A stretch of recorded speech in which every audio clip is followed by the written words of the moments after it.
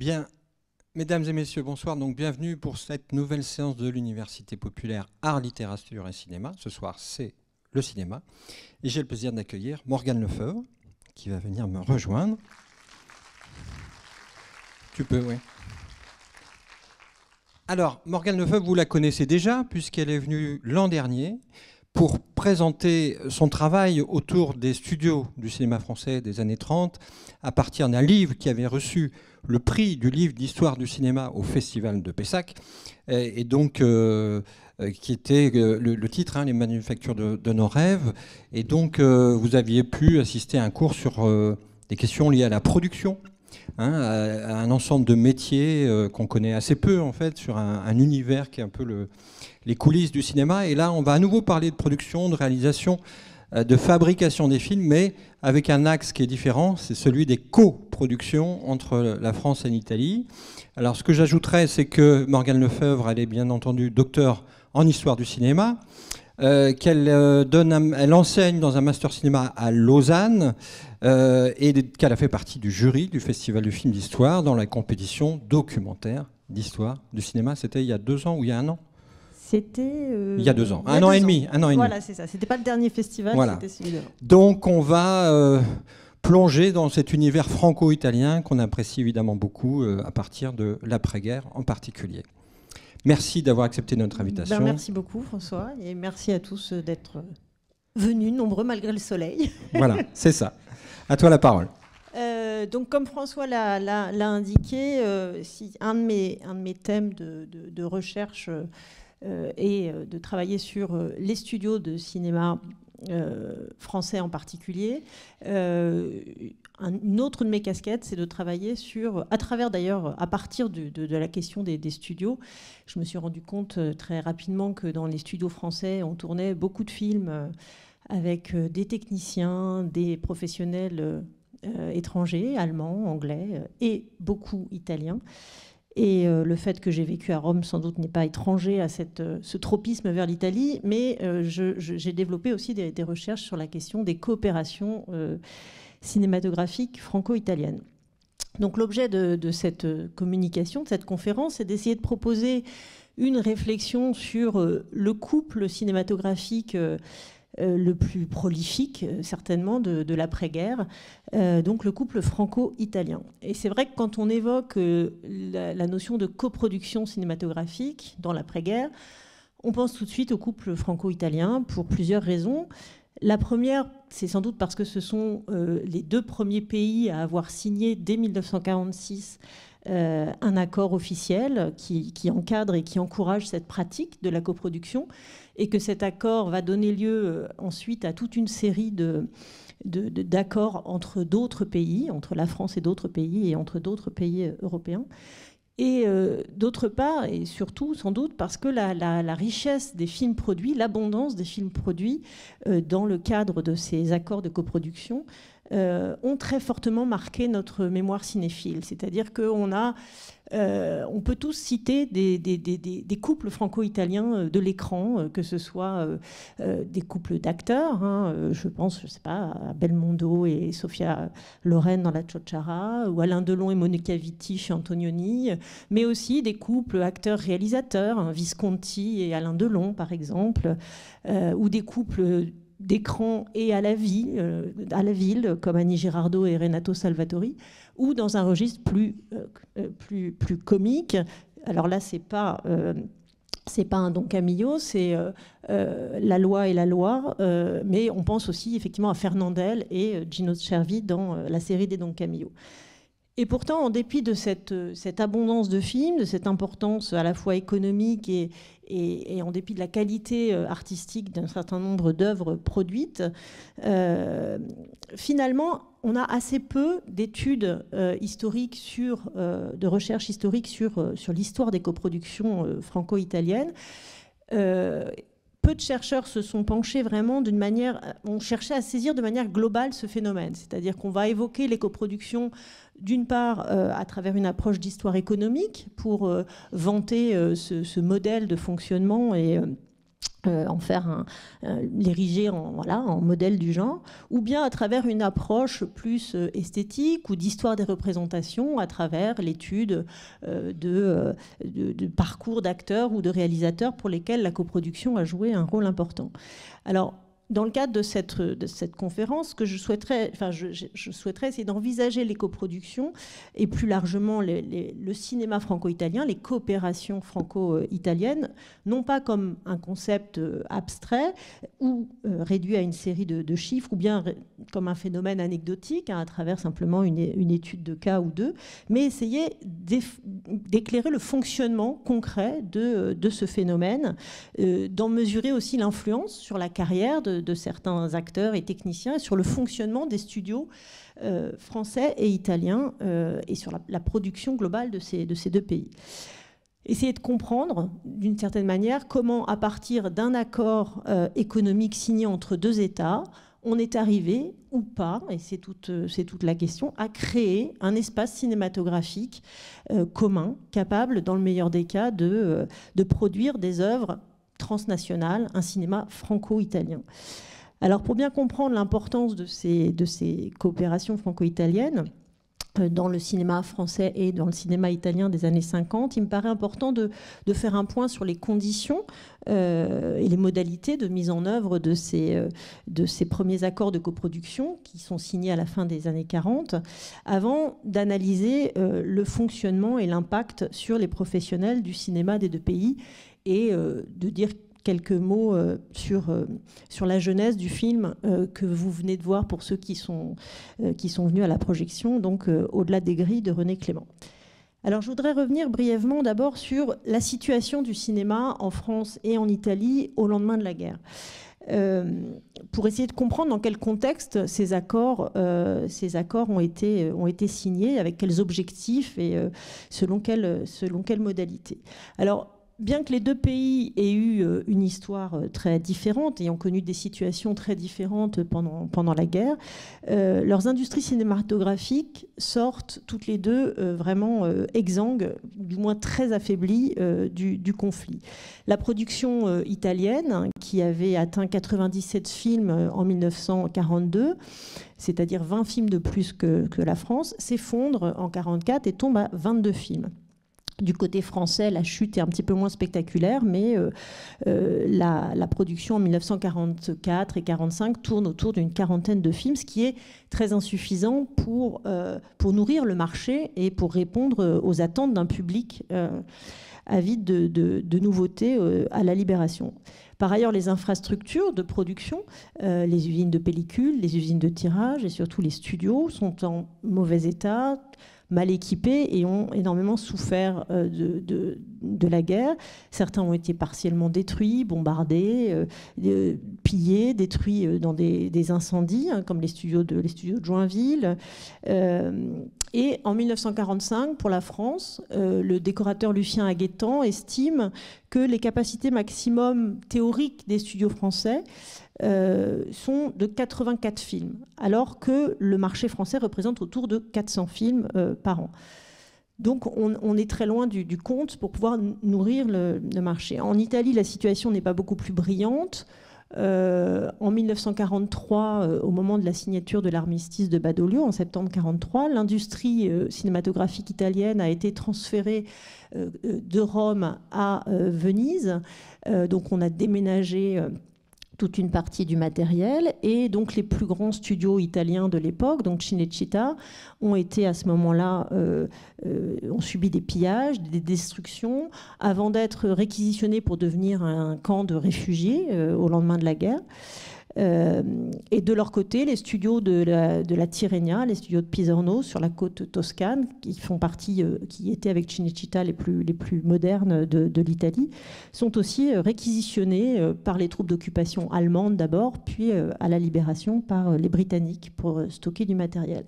Donc le cinéma italien est lui aussi amputé de ses studios les plus performants, les plus modernes, Et il doit se contenter, j'ai envie de dire, de structures de seconde zone et éparpillées sur le territoire avec des studios à Venise, des studios à Milan, des studios à Turin, quelques studios à Rome, mais néanmoins des équipements de seconde zone.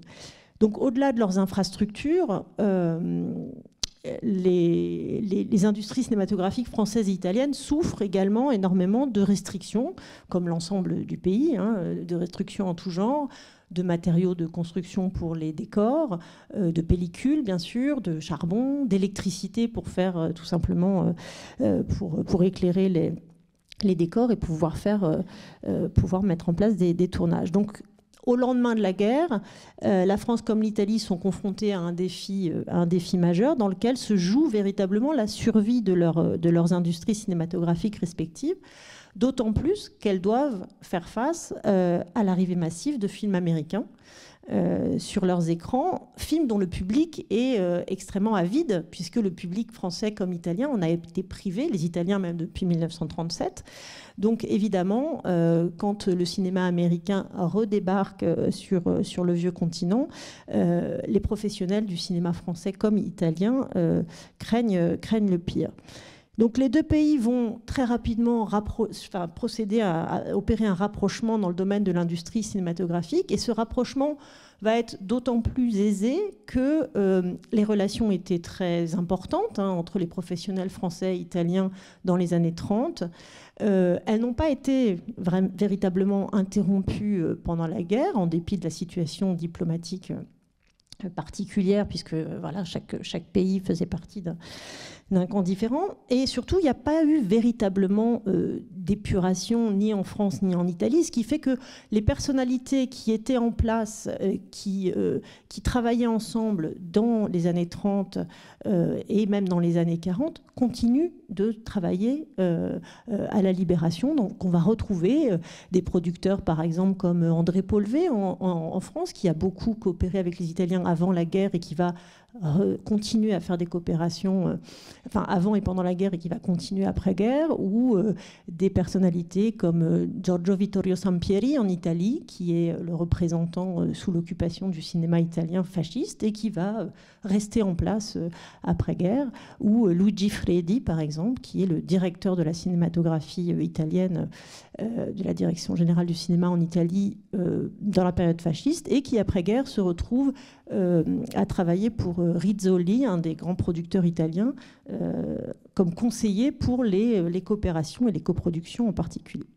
Donc, avant même qu'un accord de paix ne soit signé entre les deux pays et que des relations diplomatiques soient entreprises, on a des coproductions qui se mettent en place avant même qu'un accord ne soit signé.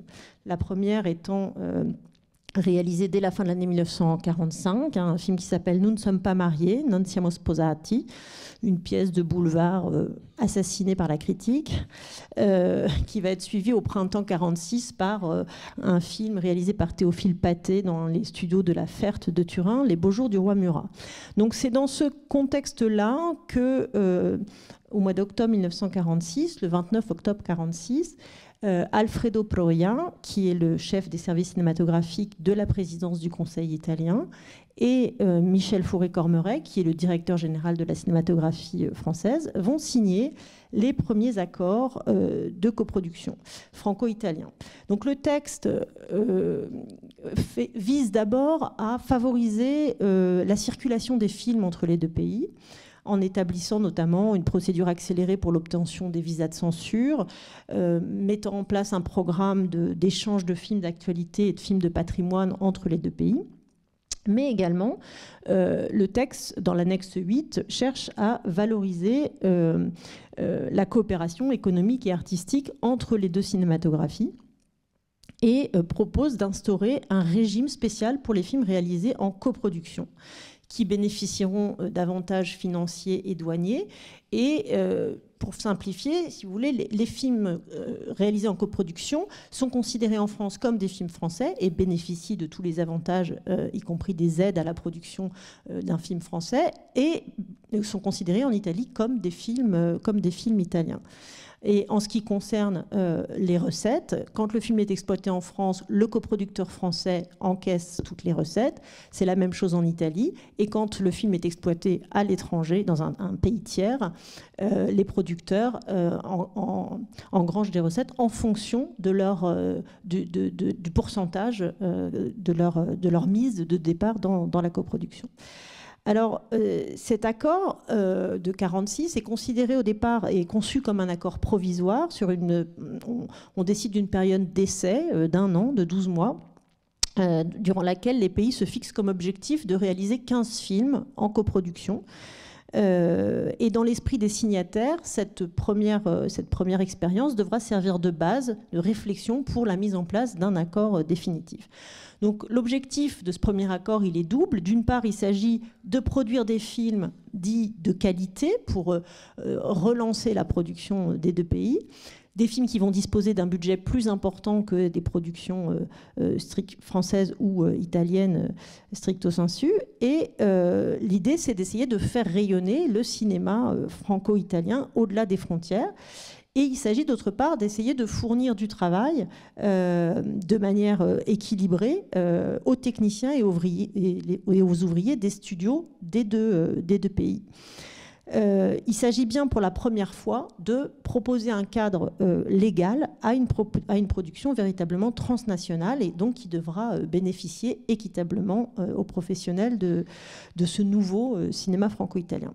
Alors, sans atteindre l'objectif fixé, qui était de 15 films, cette première tentative suscite quand même l'intérêt des producteurs et on a 9 films qui sont réalisés en coproduction durant cette première année. Et par ailleurs, la très forte mobilisation des milieux cinématographiques français contre les accords Bloom-Burns. Donc les accords Bloom-Burns sont des accords économiques qui permettent aux Français, les États-Unis effacent une partie de la dette française contre l'ouverture du marché français aux films américains. Ce qui évidemment provoque une réaction très forte de la part des professionnels du cinéma français qui craignent de ne plus, tout simplement, de ne plus avoir de travail. Donc on a une mobilisation très forte pour défendre le cinéma français. Et donc les professionnels prennent conscience de la nécessité de mettre en place une politique véritablement active de défense du cinéma français et au-delà européen face à la puissance hollywoodienne. Donc pour développer ces coopérations franco-italiennes et permettre aux films réalisés de bénéficier des nouvelles mesures d'aide à la production nationale qui sont mises en place dans les deux pays, un accord définitif est signé le 19 octobre 1949, accord qui sera suivi, renouvelé tout au long des années 50 et 60 avec quelques ajustements. Je ne rentre pas dans le détail de tous ces accords, mais disons que la France et l'Italie vont continuer à légalement avoir un cadre légal qui encourage cette pratique de la coproduction. Alors, une fois ce cadre législatif posé, comment ces accords ont été véritablement mis en œuvre, selon quelles modalités et avec quel succès? Est-ce que ça fonctionne et comment? Alors, en ce qui concerne le volume des films coproduits, on peut parler de véritable succès, puisqu'au départ, on avait misé sur 15 films par an et qu'on va très vite dépasser ce chiffre. Et surtout, les coproductions vont contribuer de manière décisive au dynamisme de la production nationale dans chacun des deux pays. Alors, je vous ai mis un graphique là, de la part des coproductions franco-italiennes dans la production italienne entre 1945 et 1959. Donc évidemment, ça ne représente pas, c'est pas la majorité des cas, mais là on ne parle que des coproductions franco-italiennes, pas de toutes les coproductions, c'est-à-dire que les Italiens font des coproductions aussi avec d'autres pays. En France, je ne sais pas si vous le voyez, voilà. En France, c'est pareil, on a une part croissante des coproductions qui, à partir de 1953, elles oscillent entre un quart et la moitié de la production nationale. En 1958, on passe même à 56%. Ça veut dire que près de la moitié des films français sont en fait des coproductions franco-italiennes durant ces années-là. Donc au-delà du volume de production, Il y a un souci. Ah non. Au-delà du volume, la coopération franco-italienne a permis la mise en œuvre de films à gros budget avec beaucoup de grandes fresques historiques. Alors voilà, des péplums. Donc là, je vous ai mis l'affiche des derniers jours de Pompéi, l'affiche française et l'affiche italienne de Marcel L'Herbier, des adaptations littéraires et historiques. Alors toute la série des films de Christian Jacques avec son épouse Martine Carole, donc Lucrèce Borgia, Madame du Barry, Nana. Des films comme La Tour de Nesle d'Abel Gans, Le Comte de Monte Cristo de Robert Vernet, Le Vicomte de Bragelonne de Fernando Cerchio. Les coproductions ont joué également un rôle important dans le développement de la couleur. À partir de 1952-53, en 1953, sur les 19 films français qui sont réalisés en couleur dans les studios français, 8 sont des coproductions franco-italiennes.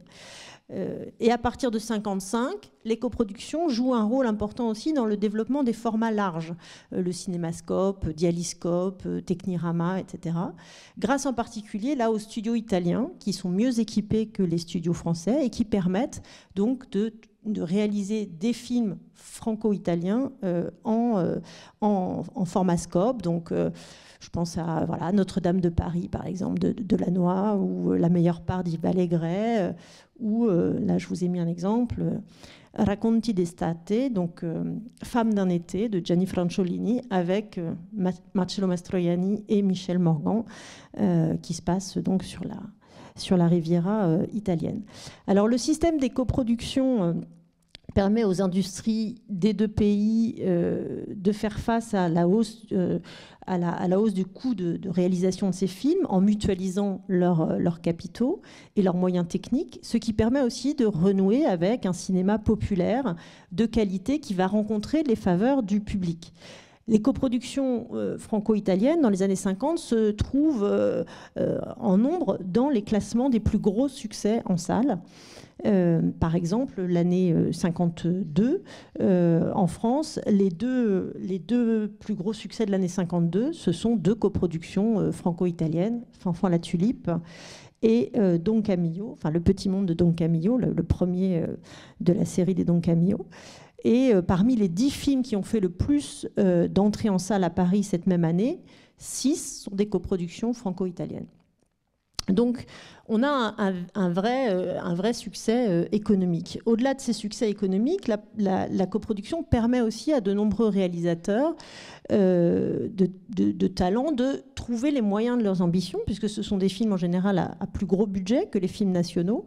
Et pour certains réalisateurs français qui s'étaient exilés pendant la guerre et l'occupation, de retrouver le chemin des studios européens.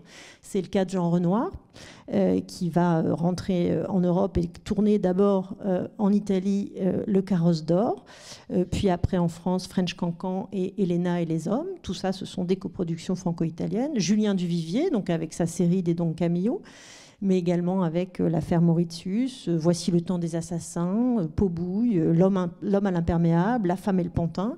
René Clair également, qui, après avoir passé la guerre à Hollywood, va rentrer en Europe et qui va tourner... Donc il va tourner Le Silence est d'or à Paris, puis ensuite va tourner 4 coproductions franco-italiennes, dont la première, La beauté du diable à Rome, puis Les belles de nuit, Les grandes manœuvres, Porte des Lilas. Ce système va également permettre à une nouvelle génération de réalisateurs de développer leur carrière et d'entreprendre des films assez ambitieux. Je pense par exemple à donc René Clément, dont vous avez vu Au-delà des grilles tout à l'heure, qui, sur les 8 films qui tournent entre 1948 et 1959, 6 sont des coproductions franco-italiennes. Au-delà des grilles, Barrage contre le Pacifique, Le Château de Verre, Gervaise, Plein Soleil, et peut-être le plus italien de tous, Che gioia vivere, et Quelle joie de vivre, avec Alain Delon. André Cayatte également, qui démarre sa carrière sous l'occupation, va réaliser 10 films entre 1946 et 1959, dont 7 sont des coproductions franco-italiennes. Jacques Becker, la moitié de ses films sur la même période. De même que Federico Fellini en Italie, qui va accéder à la notoriété internationale avec son 3e film, I Vitelloni, une coproduction, bientôt suivie d'autres, Il Binone et les Noti di Cabiria et La Dolce Vita. Donc, si ce système-là de la coproduction joue un rôle évident dans le redémarrage et le dynamisme de la production française et italienne des années 50, cette réussite n'est pas sans soulever un certain nombre de critiques, notamment dans les milieux cinématographiques français. La première critique qui est adressée à ce système des coproductions, c'est un supposé déséquilibre au profit de l'Italie. Le système étant accusé de favoriser les tournages dans les studios de la péninsule aux dépens des studios français. Et la seconde critique porte sur la qualité des films produits, qui ne seraient ni vraiment français, ni vraiment italiens. Ce seraient des films qui, finalement, seraient des œuvres standardisées, un petit peu monstrueuses, dénuées d'identité culturelle forte, et donc sans intérêt artistique. Alors, qu'en est-il réellement et comment est-ce qu'on peut expliquer ces critiques? Est-ce qu'elles sont fondées au regard de l'ensemble de la production franco-italienne de la période? Alors, lorsque les premiers accords provisoires, ceux de 1946, sont signés, l'idée est, comme on l'a vu, de faire bénéficier les deux pays, les studios, les techniciens, les ouvriers, de manière équitable de cette nouvelle production. Et si l'on observe les résultats du premier accord, on voit bien qu'entre 1945 et 1949, on n'y est pas vraiment, puisque les 9 films coproduits dans la première année sont tous tournés dans les studios italiens. Donc 45, c'est donc avant l'accord de 46, il s'agit de coproductions qui ne sont pas encadrées légalement, mais ce sont des coproductions franco-italiennes. Donc on voit bien que dans les premières années, il y a un déséquilibre évident au profit des studios italiens. Pour différentes raisons. D'une part parce que la main-d'œuvre ouvrière qui n'entre pas dans les termes de l'accord, puisque le terme de l'accord de 1946 est assez précis sur la composition des équipes. Les équipes doivent être composées de 1/3 d'Italiens, 2/3 de Français, pour la bonne raison. Ça tient compte du nombre de personnes qui travaillent dans l'industrie du cinéma dans chacun des deux pays. Et ceci se joue sur tous les postes de création. C'est-à-dire que si on a... par exemple, un chef opérateur italien, on va avoir au moins 2 assistants français. Ça se joue pour la prise de vue, la prise de son, le décor, les costumes, l'écriture, etc. Donc c'est assez contraignant. Mais du côté, toute la main-d'œuvre ouvrière des studios, les peintres, les machinistes, les électriciens, les menuisiers, etc., n'entrent pas dans ce calcul. Or, la main-d'œuvre italienne est moins chère que la main-d'œuvre française. Donc, les coproducteurs vont avoir tendance à vouloir aller tourner dans les studios italiens. L'autre raison, c'est que l'Italie souffre moins dans les années de l'immédiate après-guerre du manque de pellicules que la France, parce qu'ils ont une usine à Savone de pellicules Ferragna qu'ils ont réussi à maintenir et qui a repris son activité après les combats de la libération plus rapidement que ce qui se passait en France. Alors ce déséquilibre va susciter quelques inquiétudes du côté français, d'autant plus qu'un nouveau producteur italien, Salvo D'Angelo, à la tête d'une société qui s'appelle la société Universalia, affiche un programme de production extrêmement ambitieux et cherche à faire venir dans les studios romains de très nombreux acteurs et réalisateurs français de premier plan. Il présente, je vous ai mis une photo là de Salvo D'Angelo en compagnie de René Clair et de Gérard Philippe. C'est en marge du tournage de La Beauté du Diable, qui est tourné donc à Rome et produit par Salvo D'Angelo. Et il déclare dans le film français, en 1948, mon projet est de réussir une coordination très étroite des cinématographies françaises et italiennes.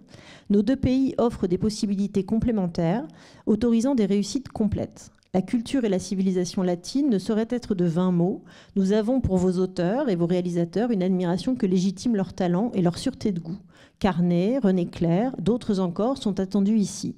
Réalisateurs et artistes français sont connus et appréciés en Italie. Associés aux nôtres, ils feront de grandes choses. Nous mettrons à leur disposition des moyens techniques et financiers tels qu'ils ne s'attaqueront qu'à des films de classe internationale. Aussi bien entendons-nous soumettre les scénarios qu'ils sentent, qui les séduisent, qu'ils désirent porter à l'écran avec enthousiasme. Donc évidemment, ces déclarations de Salvo D'Angelo suscitent un peu d'inquiétude, d'autant plus que les archives de production et la presse corporative indiquent qu'en effet, durant l'année 47-48, D'Angelo mène des négociations tous azimuts avec divers producteurs français, notamment avec Paul Gretz, pour réaliser à Rome des coproductions. Et il engage Marcel Carnet, Christian Jacques, René Clair, Robert Bresson, Jacques Becker. Donc on a toute une série de talents du cinéma français qui se pressent au Château Saint-Ange, où se trouvent les bureaux de l'Universalia Film. Donc à l'heure où les studios français licencient massivement leur personnel, hein, en France on a des licenciements dans les années 47-48 très importants, le fait qu'on a de très nombreux techniciens qui sont au chômage, beaucoup quittent même l'industrie du cinéma, et évidemment cet exode de talents français vers les studios de la péninsule suscite de très vives critiques, notamment au sein du syndicat des techniciens de la production. Dans une lettre ouverte qu'il publie dans la cinématographie française le 1er octobre 1948, Claude Autant-Lara, qui est à ce moment-là président du syndicat, fustige la société Pathé, qui annonce un programme de 4 films pour l'année 1949, dont 2 tournés en Italie, les 2 autres étant des coproductions britanniques et américaines. Autant-Lara déclare « Il paraît particulièrement scandaleux aux techniciens et travailleurs de la production cinématographique qu'à une époque où sévit cruellement dans leur rang le chômage, une maison de production française de l'importance de la société Pathé Consortium Cinéma ne puisse afficher un seul film produit par elle en France. » Alors, au-delà des films tournés dans le cadre strict de ces accords, si on prend en compte l'ensemble des films réalisés entre 1945 et 1949 qui impliquent une coopération technique ou financière franco-italienne, on voit effectivement que 2 ont été tournés en partie en France, en partie en Italie, 2 ont été tournés dans les seuls studios français et 21 ont été tournés dans les studios italiens. Donc il y a un réel déséquilibre et c'est pour corriger ce déséquilibre, mais également pour simplifier la composition des équipes, que l'accord de 1949, l'accord définitif, prévoit de supprimer ce quota de 2 tiers de Français, 1 tiers d'Italiens dans la composition des équipes de création et instaure à la place le principe du jumelage. C'est-à-dire que pour faciliter les choses, on va dire, bon, si vous voulez faire des films en coproduction, alors vous pouvez en faire un en Italie vous pouvez prendre plus de techniciens italiens que de techniciens français, mais ce film, pour qu'il puisse bénéficier du régime de la coproduction, devra être jumelé avec un film à peu près équivalent en termes de budget, qui lui sera tourné dans les studios français. Donc les films vont marcher par 2, on va jumeler les films, ce qui va donner un peu plus de souplesse dans la composition des équipes, et les producteurs ne vont plus être obligés pour chaque poste, de se dire est-ce qu'on a bien 2 Français, 1 Italien, 2 Français, 1 Italien, enfin, ou 2 tiers de Français, 1 tiers d'Italien. Donc à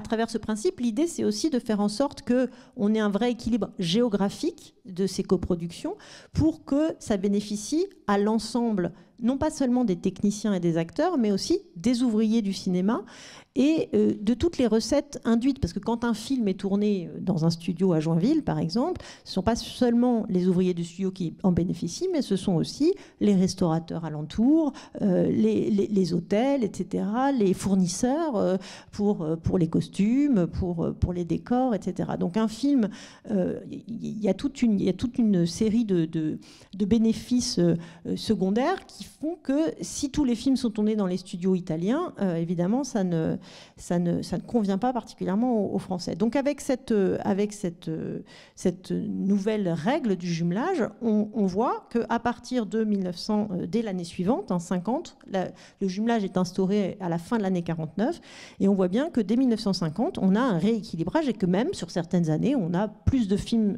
de coproduction tournés dans les studios français que dans les studios italiens. Alors, à partir de 1953, on constate même que c'est plutôt à l'avantage des studios français. Alors, d'où vient ce sentiment régulièrement exprimé dans la presse française, y compris après 1949, que les coproductions profitent davantage aux studios italiens, puisqu'on voit que mathématiquement, à partir de 1950, ça n'est plus le cas. Alors, si on regarde la composition des équipes, au-delà du nombre de films produits, on se rend compte qu'il y a un déséquilibre en ce qui concerne le nombre et la notoriété, surtout, des professionnels présents sur les plateaux.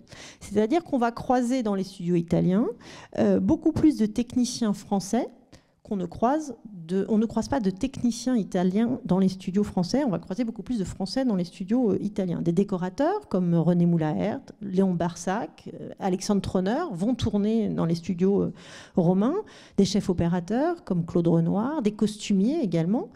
Et surtout, la plupart des réalisateurs français et des vedettes les plus en vue de l'après-guerre vont tourner à Rome. René Clair, Duvivier, Christian Jacques, René Clément, Jean Gabin, Daniel Darieux, Micheline Prel, Michel Simon, Gaby Morlet, etc. Tandis que du côté italien, les De Sica, Rossellini, Visconti, Fellini ne viennent pas tourner dans les studios parisiens, pas plus que les grandes vedettes de l'écran, Anna Magnani ou Aldo Fabrizi. Par ailleurs, les coproductions ne correspondent qu'à une petite partie de la coopération franco-italienne. C'est-à-dire que la dynamique insufflée par les coproductions fait qu'on a des réseaux franco-italiens qui se mettent en place qui permettent vraiment de fluidifier les relations entre les deux pays et les cercles cinématographiques français et italiens. Et on a de nombreux professionnels qui ont pris l'habitude de naviguer entre Rome et Paris au gré des opportunités de travail et de développer leur carrière à cheval sur les deux pays. Mais là encore, la balance penche véritablement au profit des studios romains. C'est-à-dire que si on a quelques réalisateurs et acteurs italiens comme Marcello Pagliero ou Isa Miranda, par exemple, qui participent très ponctuellement à des productions françaises, donc qui travaillent en France dans des films qui ne sont pas des coproductions franco-italiennes, c'est absolument sans commune mesure avec le très grand nombre de jeunes scénaristes, assistants et également acteurs et actrices français et françaises qui vont s'installer à Rome. Pardon, j'ai un petit... j'ai eu un petit souci qui vont s'installer à Rome et qui vont participer à des coproductions, mais aussi à des films purement italiens. Alors là, je vous ai mis une sélection de jeunes acteurs et actrices qui, dans les années 50... Voilà, alors je vous ai fait un petit graphique. Donc, on voit que ce sont des acteurs et actrices français qui travaillent majoritairement dans les studios italiens. Donc, en rose, vous avez leur activité dans les studios italiens et en bleu, leur activité dans les studios français. Et si on détaille au sein de cette activité... les films italiens, purement italiens, qui ne sont pas des coproductions, occupent une place importante. C'est-à-dire qu'en rose foncé, ce sont les films purement italiens et en rose un petit peu plus, avec un peu plus clair, si vous voulez, ce sont les coproductions franco-italiennes tournées en Italie. Donc on voit bien qu'on a un développement une présence française dans les studios italiens, au-delà même des coproductions, qui est beaucoup plus importante. Alors, s'il paraît assez évident que des coproductions ont largement contribuer à la création d'un territoire cinématographique commun au sein duquel les films et les professionnels circulent de façon assez fluide. comment on peut expliquer, pourquoi expliquer que dans les années 50, le pôle le plus attractif de ce nouvel espace soit véritablement Rome et non pas Paris? Pas uniquement à cause du climat ou de la nourriture, il y a quand même d'autres raisons. Alors, un des éléments qui explique le fait qu'il y ait beaucoup plus de Français en Italie que d'Italiens dans les studios français, c'est la plus grande souplesse qui existe de recrutement dans les studios italiens par rapport à ce qui se passe en France. En France, après-guerre, les syndicats de techniciens jouent un rôle très, très important et contrôlent la composition des équipes de films. Et ce contrôle est beaucoup moins fort en Italie. C'est-à-dire qu'en France, on ne peut pas devenir premier assistant du premier coup. Il faut avoir fait un certain nombre de films en tant que stagiaire, puis second assistant, etc., avant d'obtenir que le syndicat vous accorde une place comme premier assistant. En Italie, on n'a pas cette rigidité. Et donc, il n'est pas rare que sur un même film, on ait quelqu'un qui soit à la fois scénariste et assistant, maquilleur et acteur, ou régisseur et doubleur. Donc, on a des possibilités de multiplier comme ça les casquettes qui existent beaucoup moins en France. Dans un article publié en 1947 dans le film français qui s'appelle « Particularités du cinéma italien », Henri Colpi s'étonne ainsi de voir, par exemple, Mario Soldati, écrivain, qui est scénariste pour Mario Camerini, qui passe à la réalisation avec un film qui s'appelle « Les ennuis de Monsieur Travet » et tout en faisant l'acteur aussi pour Castellani dans un autre film, ou Carlo Lizzani, qui est critique, co-scénariste d'un film de De Santis et qui en même temps joue lui-même dans ce film de De Santis et réalise à la même période son propre film Il Bandito. Et il conclut, Henri Colpi conclut dans cet article, il n'existe pas au-delà des Alpes cette spécialisation outrancière de Hollywood qui s'est introduite dans nos studios. Le travail d'équipe n'est pas un vain mot en Italie. Donc cette porosité qui existe entre les métiers, ce que Colpi appelle cette osmose entre la théorie et la pratique, va pousser de jeunes critiques comme Jean-Charles Tacchella par exemple ou Jean Blondel à s'installer à Rome au début des années 50 pour essayer de passer à la pratique et essayer d'intégrer des équipes de tournage comme scénaristes ou comme assistants. Alors le second élément qui me semble sans doute encore plus déterminant pour expliquer l'attractivité exercée par les studios italiens sur les professionnels français, c'est le recours systématique à la post-synchronisation. Alors là j'ai fait une petite erreur, voilà, non, c'est pas ça, c'est ça, voilà. Je vous ai mis quelques images de l'Istituto Luce et là, en l'occurrence, Lino Ventura et Sandra Milo ou Michel Mercier dans les studios de doublage de la Phonorama. Donc le cinéma italien ne pratique pas le son en prise directe. Donc toutes les scènes, que ce soit des scènes d'extérieur ou des scènes de studio, sont systématiquement post-synchronisées.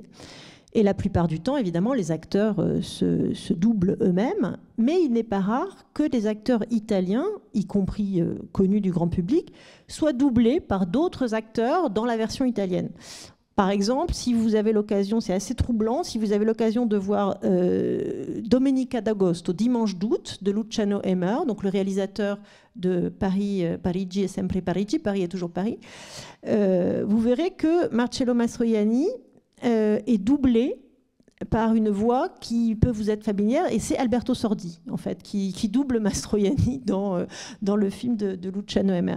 Vittorio Gassman, par exemple, dont la voix est très connue, qui se double lui-même depuis une dizaine d'années, sur un film qui s'appelle La Ragazza del Palio, de Luigi Zampa, est doublé par un doubleur, un acteur peu connu, spécialiste du doublage. Donc parfois, pour des raisons de calendrier ou autres, ils n'avaient pas le temps de faire la synchronisation de leur rôle. Donc ça arrive que des acteurs, même très connus en Italie, soient doublés par d'autres acteurs.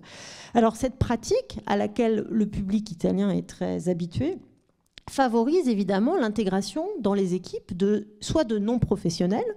On les fait doubler, c'est pas grave, ils jouent pas très bien, ils jouent un peu faux, mais c'est pas grave, on va faire venir un doubleur, soit évidemment d'étrangers qui ne parlent pas italien ou qui parlent mal l'italien. C'est pas un problème puisque de toute façon tout le monde est doublé, donc c'est assez facile d'intégrer des artistes, des acteurs et des actrices étrangers. Alors ça donne évidemment une ambiance sur les plateaux particulière dans les coproductions. Et alors je voudrais vous montrer un extrait, si on peut passer le premier extrait. Vous allez voir, alors, je vous en dis 2 mots. Le son n'est pas très bon parce que c'est donc un extrait d'un film qui s'appelle Toto à Madrid. Donc Toto, il n'est plus là, mais enfin vous voyez l'acteur napolitain de la comédie à l'italienne. Donc c'est une coproduction franco-italo-espagnole avec, vous allez voir, un acteur français que vous connaissez très bien. Et alors il y a deux très très courtes scènes. Et vous allez voir que chacun parle sa langue. Donc, dans la première scène, c'est français et italien.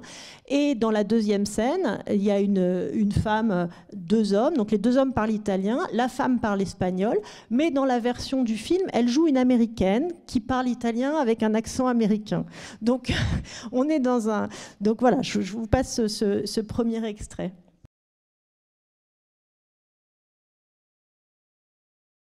Donc vous voyez, ça crée sur les plateaux de ces coproductions une ambiance assez particulière, hein, où chacun, ça baragouine, chacun dans sa langue.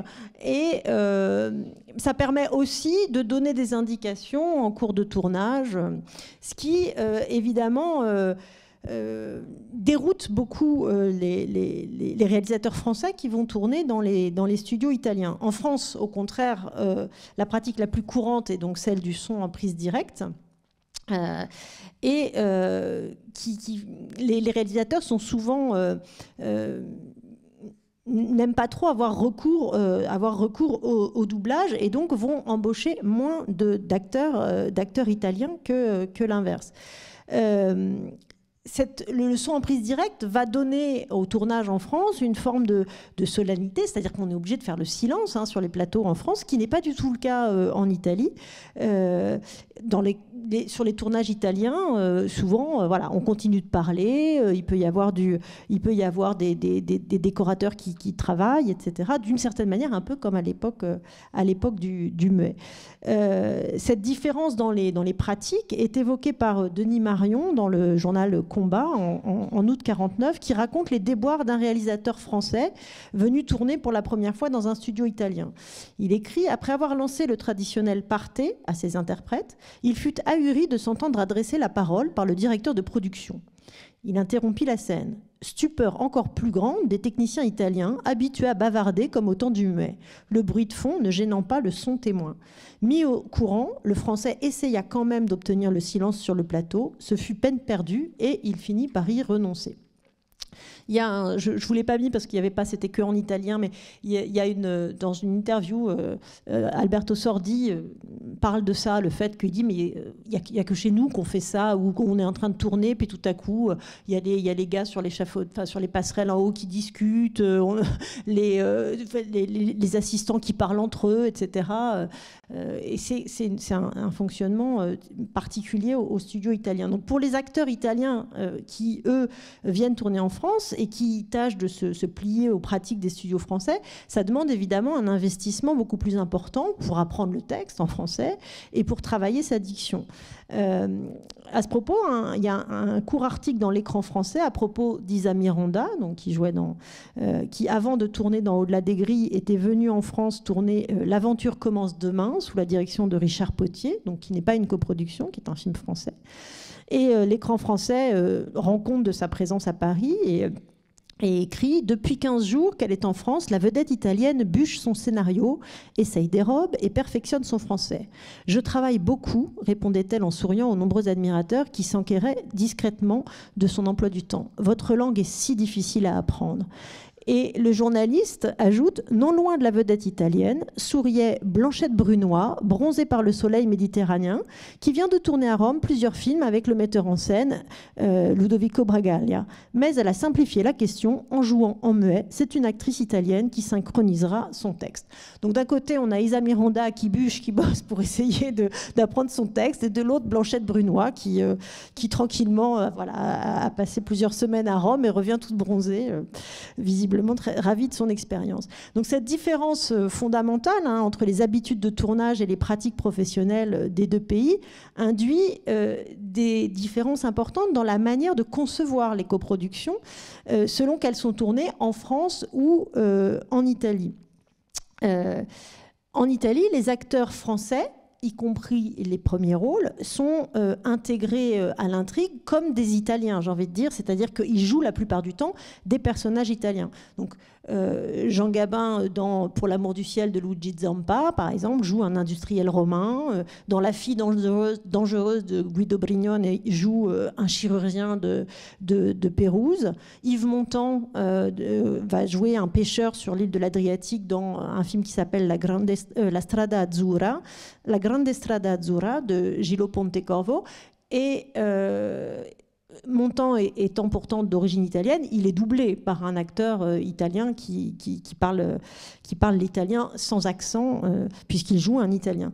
Et à de très rares exceptions près, Micheline Prel, Daniel Darieux, Henri Vidal, Gaby Morlet ou Martine Carole vont interpréter sous la direction de Blasetti, de Lattuada, de Carmine Gallone, à chaque fois des personnages italiens.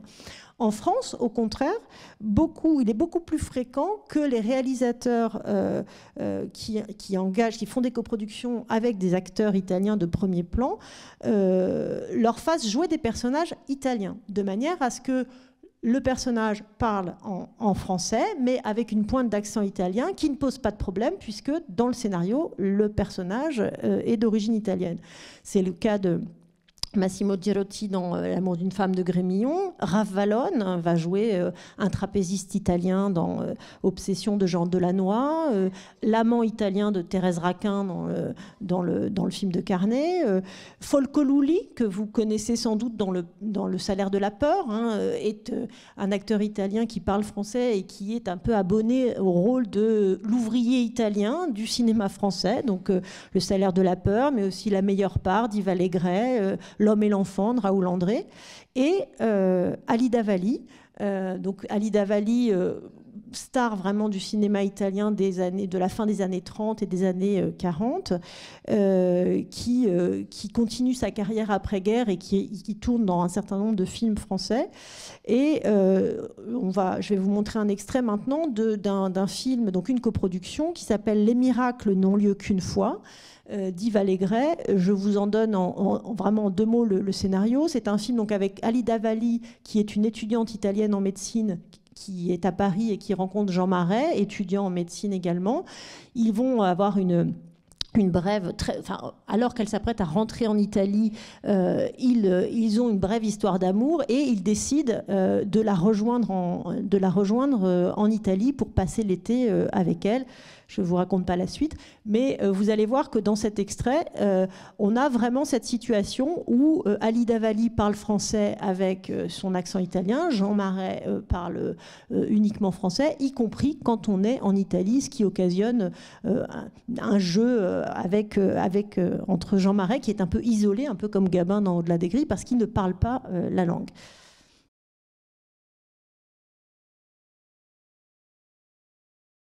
Alors, on voit aussi dans cet extrait que le comportement du personnage féminin évolue en fonction du contexte. C'est-à-dire que sur la gare de Lyon, elle l'embrasse avant de partir, ça lui pose pas de problème. Et puis arrivé à Florence, c'est pas les mêmes codes. On a les bonnes sœurs qui sont là, qui descendent du train, etc. Elle refuse qu'il l'embrasse parce que voilà, ça ne se fait pas comme à Paris.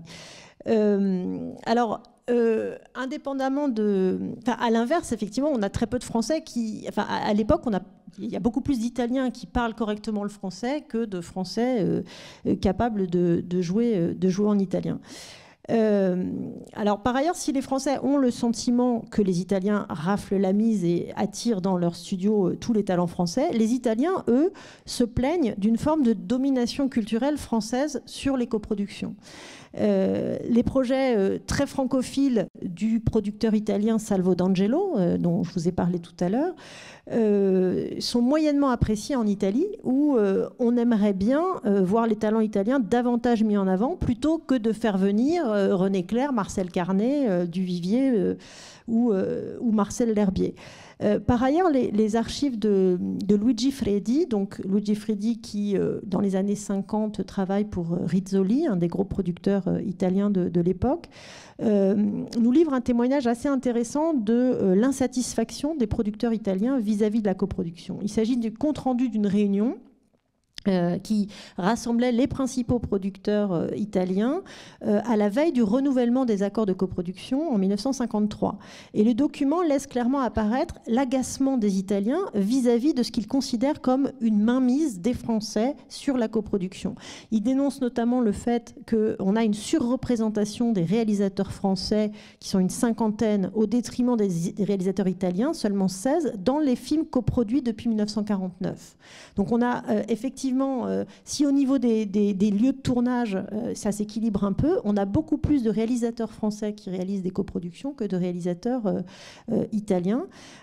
Certains producteurs vont même pousser à l'adoption d'une nouvelle clause dans les accords qui imposerait, ça ne sera pas le cas, mais que les coproductions tournées sur le sol italien soient automatiquement réalisées par un réalisateur italien.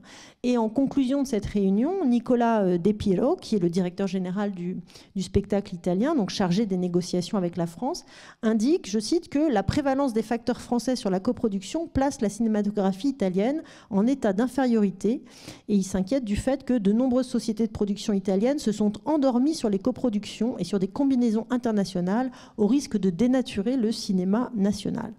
Alors, on le voit bien, au-delà des succès économiques, les tensions sont quand même assez nombreuses au sein du couple franco-italien. Et le système essuie de vives critiques de la part des professionnels comme de la presse cinématographique. Alors, est-ce que ces critiques sont fondées? Comment est-ce qu'on peut appréhender cette très, très abondante production d'un point de vue de la qualité des œuvres produites, ce qui est assez compliqué, hein, puisqu'on a vu, on parle de centaines de films, hein, si on considère ne serait-ce qu'uniquement les années 50. En d'autres termes, est-ce que les coproductions ont permis ou pas de développer une cinématographie singulière, de voir émerger des œuvres qui seraient marquées du sceau de leur binationalité, ou est-ce que la coproduction n'a engendré, comme cela a été très souvent dénoncé, que des films apatrides, standardisés, sans identité culturelle particulière? Alors, quand les premiers accords sont signés en 1946, l'idée, c'était vraiment pas uniquement de mutualiser des moyens financiers et matériels, mais d'encourager la coopération artistique, de développer une écriture cinématographique vraiment franco-italienne. Et l'article 5 de l'accord de coproduction mettait l'accent sur la coécriture des films en indiquant les films coproduits tant en France qu'en Italie devront comporter dans tous les cas un scénariste et un dialoguiste français ou faisant partie d'une organisation professionnelle française, ainsi qu'un scénariste et un dialoguiste italien. Donc l'idée, c'est vraiment d'écrire à quatre mains, si je peux dire. L'objectif, c'est vraiment d'encourager un rapprochement également intellectuel et artistique. Pourtant, la critique est beaucoup revenu sur ce système de coproduction en évoquant même, si je reprends l'expression du critique Gilles Martin, un dispositif purement économique, une vache à lait à deux têtes. Georges Sadoul, dans les lettres françaises, dénonce aussi ces combinaisons financières qui peuvent, dans l'immédiat, je le cite, stimuler les recettes à l'étranger, mais qui, sur le plan de l'art, entraînent la ruine rapide d'une œuvre, coupée de son terroir. Et il ajoute, au sujet des coproductions, on a créé, au lieu d'une plante vivace, une fleur artificielle que le temps passé en poussière démode et ternit irrémédiablement. Alors, on pourrait multiplier à l'infini ces citations qui reviennent, qui critiquent ce système. Et force est de constater qu'on a un certain nombre de films qui ont donné lieu à des associations extrêmement baroques et à la réalisation de films dont le moins qu'on puisse dire, c'est qu'ils n'ont pas vraiment pris le meilleur du cinéma français ou italien. Je voudrais juste vous montrer un dernier extrait très court d'un film qui résume un peu, qui illustre plus exactement la critique de Sadoul, qui est un film qui s'appelle Les Week-ends de Néron, réalisé en 1956 par Steno. Donc un espèce de mi-péplum hollywoodien, mi-comédie à l'italienne, qui met en scène donc Alberto Sordi dans le rôle de Néron, Vittorio De Sica dans le rôle de Sénèque, son tuteur, son conseiller, Gloria Swanson, qui vient juste de tourner Sunset Boulevard, donc l'actrice américaine du muet dans le rôle d'Agrippine, et la toute jeune Brigitte Bardot dans le rôle de Popée, la maîtresse de Néron. C'est très court, mais je vous mets cet extrait, si on peut passer le dernier.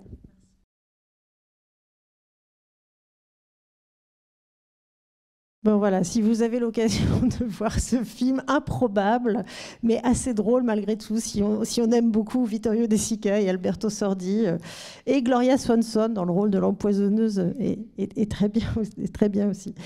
Bon, on a donc les coproductions, ça produit aussi ça. Mais si on observe l'ensemble de la coproduction franco-italienne sur la période, ce qui frappe avant tout, c'est l'abondance des films sur lesquels la dimension transnationale ne semble avoir qu'un impact extrêmement limité. Très souvent, la participation artistique du pays minoritaire, puisque les coproductions sont très rarement 50-50. En général, on a un coproducteur qui a 60, 40. Et si on a 60% pour l'italien, 40% pour le producteur français, le film jumelé devra inverser les proportions. Et donc le pays minoritaire, son impact artistique reste en général très faible, et on a beaucoup de mal à trouver un caractère italien à des films par exemple comme Occupe-toi d'Amélie ou En cas de malheur ou La traversée de Paris d'Autant Lara ou je sais pas, French Cancan de Renoir ou Le Bossu d'André Hunebelle, de la même manière que on peine à trouver une dimension française dans un film comme Les Vitelloni de Fellini ou Voyage en Italie de Rossellini, qui pourtant, tous ces films sont des coproductions. Il faut dire que les aménagements successifs apportés aux accords au cours des années 50 ont très largement contribué à ce glissement progressif d'une coopération conçue au départ comme le fer de lance d'un dialogue culturel franco-italien vers un simple dispositif financier avantageux. D'une part, le système du jumelage dont je vous ai parlé, qui permet finalement de ne plus mixer vraiment les équipes, mais il faut qu'il y ait un équilibre entre la France et l'Italie, mais sur l'ensemble des deux films. Ce qui fait que le film qui va être tourné en Italie va être très majoritairement réalisé par des techniciens et des professionnels italiens, et à l'inverse, le film jumeau tourné en France va être très majoritairement réalisé par des Français. Et par ailleurs, tout au long des années 50, on va avoir des assouplissements qui sont apportés au projet et qui permettent aux producteurs de développer des projets, de bénéficier des aides privilégiées auxquelles on peut avoir droit dans le cadre des accords de coproduction, sans avoir à coopérer étroitement avec des professionnels transalpins. Certaines personnes disant j'avais même pas conscience que je travaillais dans une coproduction. Enfin, donc on a un glissement progressif dans ce sens.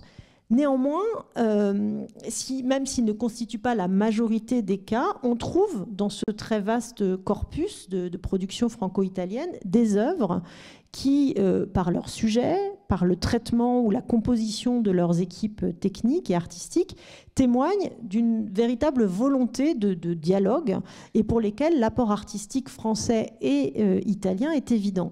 Des films qui vont être vraiment marqués du sceau de cette double nationalité qui vraisemblablement n'aurait pas pu voir le jour sans ces accords de coproduction qui favorisent les échanges entre les deux pays.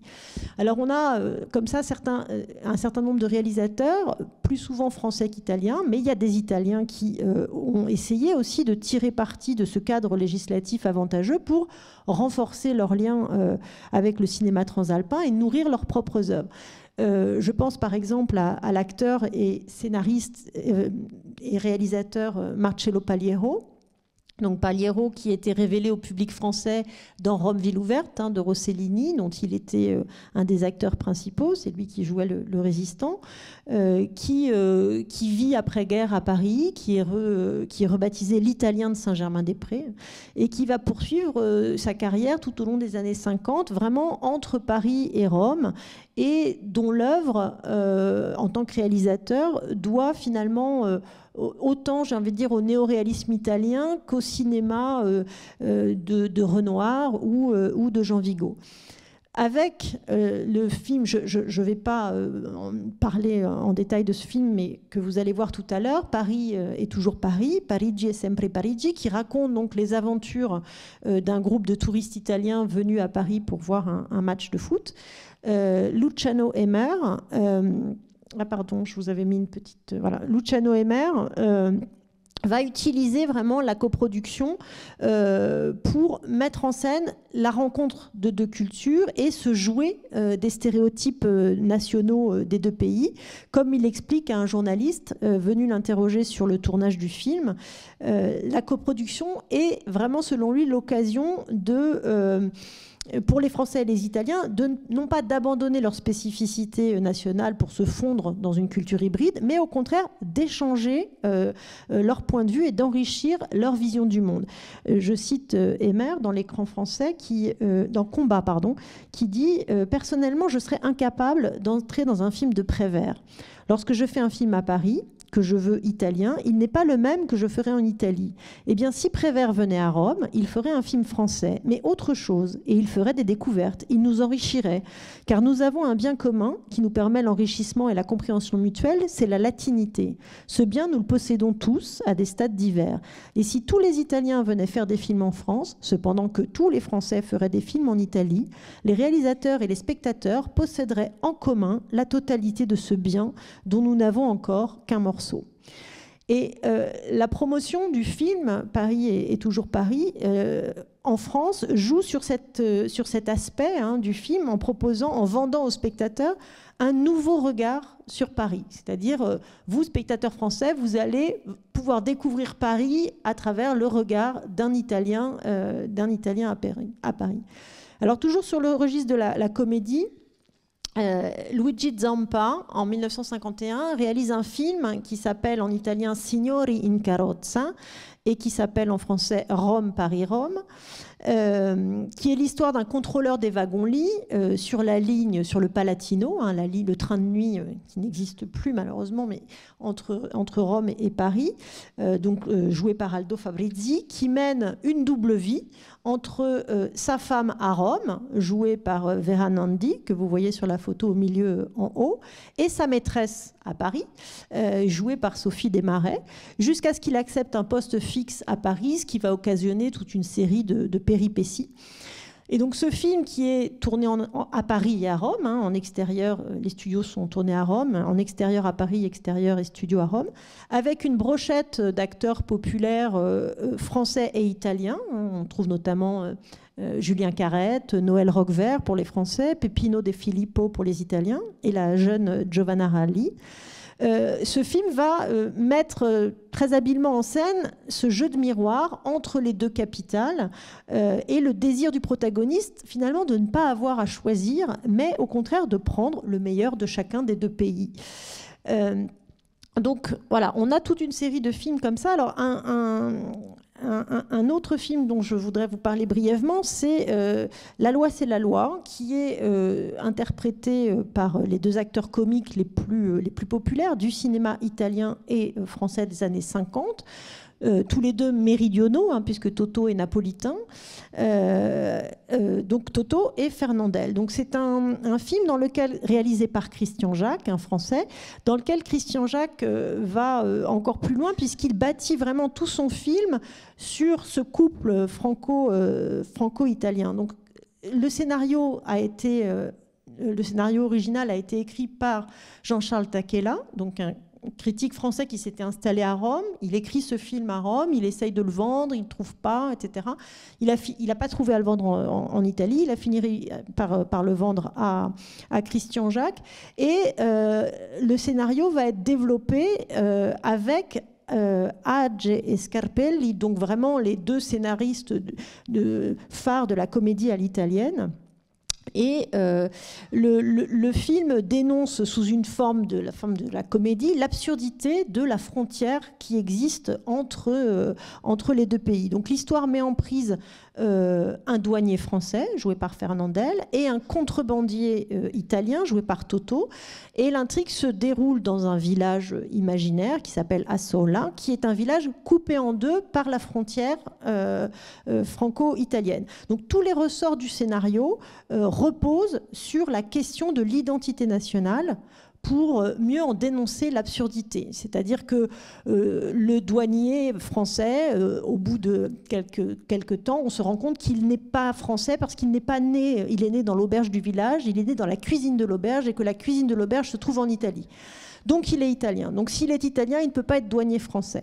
Et puisqu'il est italien, il n'est pas français, il ne peut pas avoir divorcé de sa première femme qui s'est remariée avec le contrebandier. Il ne peut pas être divorcé puisque le divorce n'existe pas à ce moment-là en Italie. Donc on a toute une série de quiproquos. Mais ce qui est intéressant, c'est que les deux versions du film, la version française et la version italienne, vont chercher à travers les dialogues, la direction d'acteurs même, parce qu'on a une gestuelle, par exemple, du douanier qui passe son temps à essayer de prouver qu'il est français et il se rend compte qu'il a une gestuelle comme ça très italienne. Il est italien aussi parce qu'il vit dans cet espace franco-italien. Et dans les deux versions du film, la réalisation joue beaucoup sur les accents, allant même jusqu'à ne pas traduire certaines expressions italiennes simples dans la version française et vice-versa dans la version italienne. Donc, je vous propose, j'ai dit tout à l'heure que c'était le dernier, mais c'est une erreur, c'est maintenant le dernier extrait. Donc un extrait de La loi, c'est la loi. Donc dans cet extrait, le douanier est arrêté par les carabiniers, puisqu'il est arrêté pour bigamie, puisque comme il n'est plus français, il est italien, il ne peut pas avoir divorcé, mais comme il s'est remarié, et son ex-femme elle-même est arrêtée pour bigamie, donc il se retrouve avec son ex-femme chez les carabiniers, qui sont bien en peine de démêler ce problème franco-italien.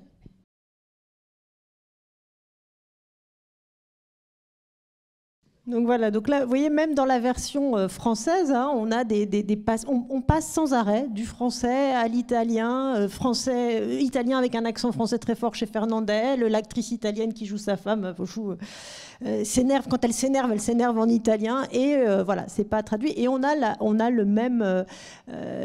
même situation dans la version italienne, avec plus d'Italiens que de Français dans la version italienne et plus de Français que d'Italiens dans la version française. Mais on a ce travail de la langue qui est aussi, qui se fait au moment de l'écriture, hein, puisque l'idée originale est de Tacchella, qui est français, mais il écrit ça à Rome. Et après, il va travailler avec Age et Scarpelli, mais aussi avec Jean Mans, qui est le beau-frère de Fernandel et qui est son dialoguiste attitré, qui travaille sur tous les films de Fernandel.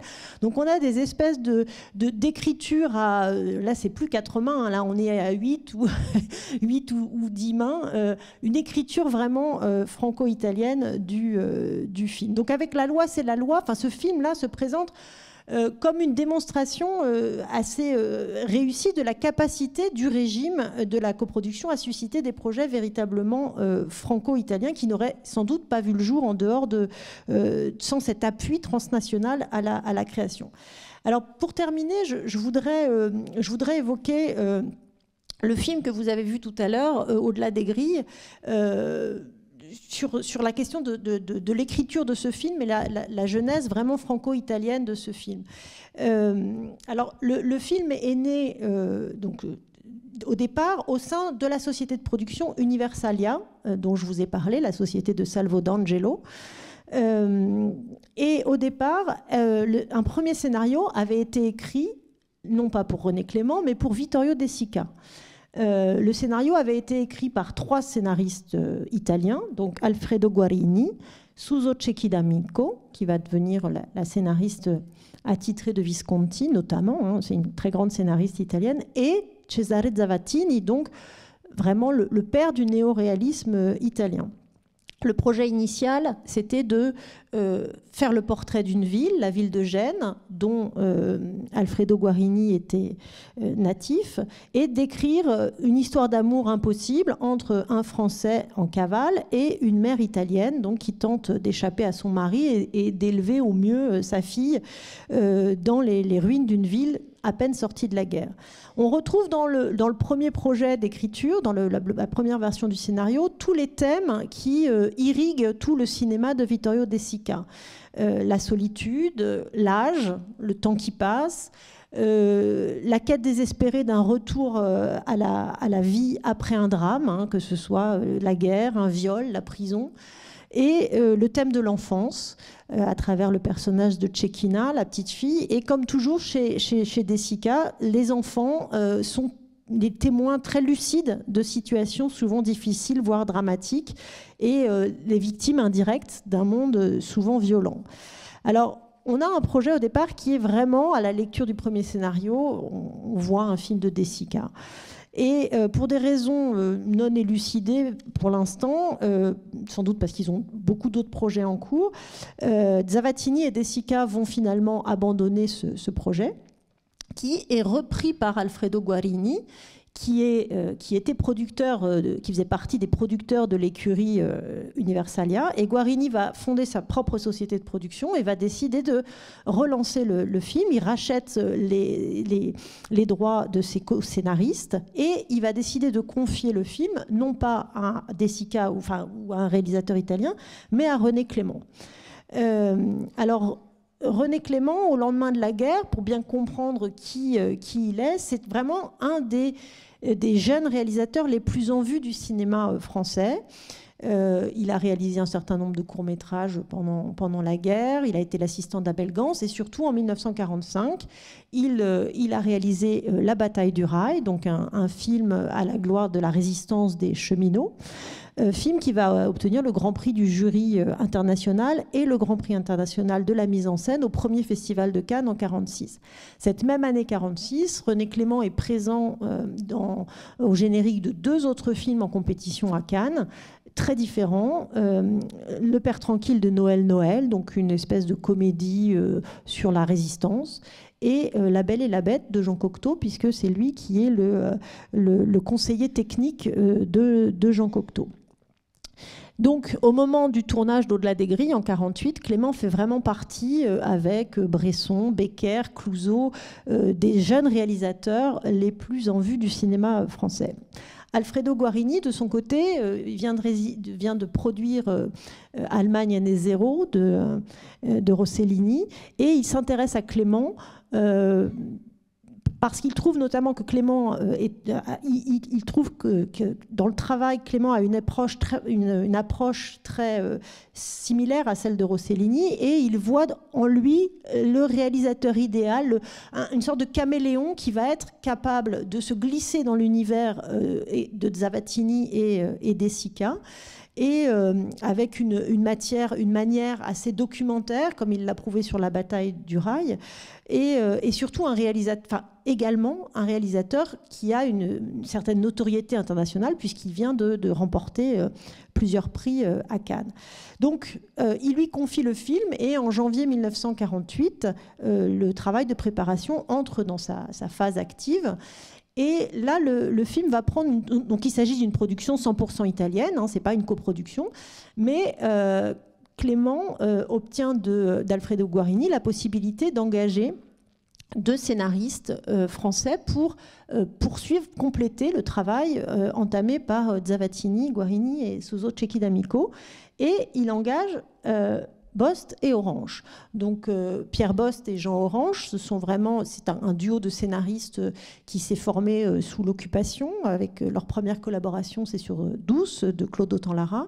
Ils enchaînent les projets, hein, ils ont le vent en poupe, et le dernier projet qui a fait grand bruit en Italie, c'est leur adaptation du Diable au corps de Radiguet, le roman de Radiguet, pour Autant-Lara. Donc le projet associe à ce stade le père du néoréalisme italien d'un côté et les deux scénaristes vedettes du cinéma qu'on appelle de la qualité française de l'après-guerre, donc ce qui paraît relativement surprenant. Clément va prendre ce projet à bras-le-corps, s'investir dans le travail d'écriture dès le départ, et pour s'approprier le travail, pour que le projet soit vraiment à lui, si je puis dire, il décide de partir à Gênes pour découvrir une réalité sociale, culturelle qu'il ne connaît pas, donc à la fin de l'hiver 48, en mars 48, en compagnie de Marcello Paliero. Donc Paliero, qui est cet acteur et réalisateur italien, qui vit à ce moment-là à Paris, qui est très proche de Rossellini, ils étaient ensemble au lycée. Paliero va servir de guide à René Clément pour lui faire découvrir l'Italie et en particulier Gênes. Bost et Orange vont donc reprendre le travail initié par Zavattini, Suso Cecchi d'Amico et Guarini, en y ajoutant des éléments rapportés par Clément de son voyage à Gênes, voyage qui le marque énormément. Et Clément va ensuite reprendre ce scénario pour réinjecter, j'ai envie de dire, des éléments d'italianité dans le scénario de Bost et Orange, qui avait donné une tournure beaucoup plus écrite et beaucoup plus française au film. Alors, concernant l'équipe du film, les trois acteurs principaux illustrent cet équilibre franco-italien, si je puis dire, puisqu'on a donc dans le rôle de Pierre Jean Gabin, un acteur français, dans le rôle principal féminin de Martha Isa Miranda, une actrice donc italienne qui parle français, et la petite fille qui joue Cecchina, Vera Talchi, est une petite Française d'origine italienne, une petite niçoise que René Clément a trouvée en faisant passer des castings à des dizaines et des dizaines d'enfants, et donc elle parle les deux langues. En ce qui concerne l'équipe technique, comme le film est tourné entièrement en Italie, elle est majoritairement italienne, mais Clément obtient néanmoins de pouvoir engager un chef opérateur français, Louis Page, qui va faire équipe avec un chef opérateur italien, Carlo Carlini, l'ingénieur du son, Joseph de Bretagne, une script girl française, Lucille Costa, et deux assistants français, son frère, Claude Clément, et Pierre Chevalier, qui avait été son assistant sur ses deux précédents films, Les Maudits et Le Père Tranquille. Donc cette dimension vraiment franco-italienne de l'équipe et du processus d'écriture et de création a une influence très forte sur l'œuvre, dont il n'existe qu'une seule version, franco-italienne, dans laquelle chacun parle sa langue. Donc je n'ai pas le temps de développer en détail on peut faire une lecture du film et avoir scène par scène tous les éléments si vous voulez, les éléments français apportés par Bost et Orange, et de montrer comment Clément va réintroduire de l'italianité, si je peux dire, dans ce film.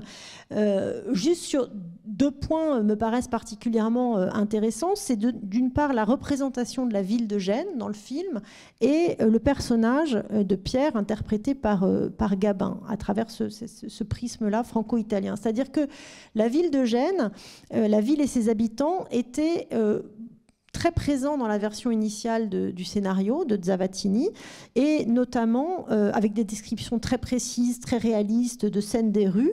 et un rapport au territoire très italien, si je peux dire, qui ne correspondait pas forcément à l'image que les Français se font de l'Italie. Et que pour certains éléments, les scénaristes français ont supprimé. Par exemple, la déambulation initiale de Pierre quand il débarque du bateau et qu'il arrive dans la ville, où on perçoit assez bien ce côté chaotique de la ville de Gênes, les trafics, ce rapport à la rue, à l'extérieur, le fait de vivre dehors, etc. Cette déambulation était beaucoup plus longue dans le scénario initial, avec une scène à l'église, une scène chez le barbier, avec des scènes d'enfants qui faisaient de la contrebande de cigarettes, etc., sont réduits à quelques plans furtifs chez Clément. L'attitude, par exemple, des clients dans la trattoria où travaille Martha est très différente dans la version finale de celle qu'elle était dans la version italienne, avec notamment ce couple d'amoureux. Il y avait un couple d'amoureux totalement indifférent aux bagarres qui se passaient entre Pierre et Martha, qui sont très largement remodelés. Dans le scénario de Bost et Orange, la figuration, la clientèle de la trattoria est réduite à faire de la figuration, à l'exception peut-être de cette figure du capucin qui vient faire la quête et qui est introduit par les scénaristes français pour placer un bon mot, j'ai envie de dire, et une petite pique anticléricale très caractéristique de l'écriture de Bost et Orange quand il fait la quête et que Pierre lui dit qu'il n'a pas d'argent et le capucin dit « ça ne fait rien mon fils, l'intention suffit » et il répond « mais j'ai pas l'intention non plus ». Donc lors du tournage, Clément va quand même s'attacher à gommer un peu ces éléments trop français, j'ai envie de dire, pour réintroduire de l'italianité. Par exemple, lorsque Martha demande à sa petite voisine d'aller lui chercher je ne sais plus, des crevettes, je crois, au marchand ambulant. Au lieu, dans le scénario français, c'était indiqué, elle lui lance une boule de papier contenant de l'argent. Bon, voilà. Clément, évidemment, sur le tournage, dit « mais non, à Gênes, ça ne se passe pas comme ça. À Gênes, c'est une ville très étagée, avec des immeubles très hauts, et il n'y a pas d'ascenseur, évidemment, dans la plupart des immeubles. Et donc, tout le monde fonctionne avec des poulies, des paniers. Donc, on va changer le dialogue, on va changer la scène, parce que ça ne se passe pas comme ça à Gênes. De la même manière, le personnage qui ramène la petite poule de Tchékina, qui est perdue dans le couloir de l'ancien couvent où elles habitent, dans le scénario de Bost et Orange, il est agacé par cette poule qui traîne, etc. Dans le film, Clément dit non, un gardien d'immeuble à Gênes en 1948, il trouve ça tout ce qu'il y a de plus normal, d'avoir une poule qui traîne dans les couloirs de l'immeuble. Il ne va pas s'énerver contre cette petite fille parce qu'elle laisse traîner sa poule. Donc, hop, on change, on modifie le scénario. Juste un dernier point sur le personnage de Pierre, rapidement.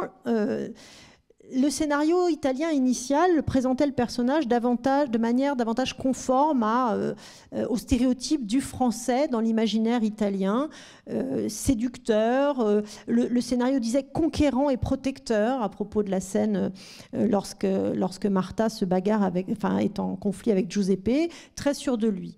Bost et Orange, eux, vont vraiment écrire le personnage pour Gabin, mais un personnage qui s'inscrit dans la lignée des personnages interprétés par l'acteur dans ses grands rôles des années 30. Un personnage qui est happé par un passé qui le tourmente, guetté par une folie intérieure qu'il tente de mettre à distance et qui affleure sans arrêt, comme son personnage de Lantier dans La Bête humaine ou son personnage de Pépé le Mocco dans le film du Vivier.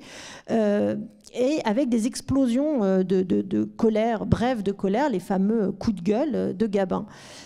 Clément, au contraire, va façonner le personnage en fonction du Jean Gabin de 1948, c'est-à-dire un Jean Gabin qui est au creux de la vague, qui sort de la guerre, qui n'est pas particulièrement heureux sur ce tournage, dans un pays dont il ne parle pas la langue, il est assez taciturne, les relations avec Isa Miranda ne sont pas bonnes, il l'appelle très gentiment la vioque. Et donc Clément, en grand directeur d'acteurs, ne va rien faire pour dissiper les tensions entre Isa Miranda et va essayer de garder cet isolement de Gabin sur le tournage. Et comme il l'indique dans un entretien, il explique dans un entretien qu'il accorde à Philippe Hainaut à la fin de sa carrière. Il dit: c'est le premier monstre sacré que je dirige, qui tourne avec un metteur en scène qu'il ne connaît pas, parce qu'il vient d'Amérique, n'est-ce pas? Et lorsque je l'ai en main, à ce moment-là, c'est un homme perturbé par ses sentiments pour la grande. La grande. Il ne parlait que de la grande. La grande. Ah, à propos, mais la grande. Mais qui est-ce donc la grande? Ben, c'était Marlène. Marlène Dietrich a eu une importance considérable à ce moment-là dans sa vie. Et là, ils étaient séparés pour des raisons intimes qui ne me concernent pas, je ne veux pas le savoir. Mais j'ai, si vous voulez, affaire à un homme taciturne, et c'est bien. C'est l'homme dans la situation dans laquelle il se trouvait ici à Gênes. Donc, Clément va vraiment tirer profit de ce côté un peu perdu, j'ai envie de dire, du personnage, ce que le critique Claude Mauriac souligne avec justesse dans le Figaro littéraire en 1949, au moment de la sortie du film, quand il écrit « Notre malaise vient alors de ce que nous ne sommes plus très sûrs que Jean Gabin joue encore la comédie. Et ce qui nous semble, et qu'il nous semble qu'entre Pierre et lui, qu'il l'ait voulu ou non, ou qu'on l'ait voulu pour lui, la moindre marge s'est effacée. Quoi qu'il en soit, la caméra saisit à sa source même le secret d'une vie, et c'est terrible. » Donc le film... on voit bien que Orange et Bost vont construire, eux, un scénario très littéraire, centré sur un couple vedette, en grande partie basé sur l'image du Gabin flamboyant des années 35-40. Clément, lui, va, au contraire, tirer profit du Gabin de 48 et dépouiller le personnage pour le plonger dans la réalité d'une ville italienne, ravagée par la guerre et la misère, une ville qui a très fortement marqué Clément. Et donc le film va avoir, va avoir de nombreuses récompenses, notamment le prix d'interprétation féminine pour Isa Miranda et le prix du meilleur réalisateur pour Clément à Cannes et l'Oscar du meilleur film étranger en 1951. Donc voilà, en conclusion, juste deux mots. Sur un bilan qu'on pourrait tirer sur cette expérience, alors évidemment le système des coproductions franco-italiennes n'a pas produit que des chefs-d'œuvre, c'est une évidence, mais en même temps sur une telle abondance, quelle cinématographie pourrait se targuer sur un tel volume de films d'avoir produit que des chefs-d'œuvre? Mais de là à conclure, comme certains critiques l'ont fait durant les années 30, que ce système avait été le fossoyeur d'un cinéma français et italien de qualité, il y a, je pense, une marge. Je vous remercie.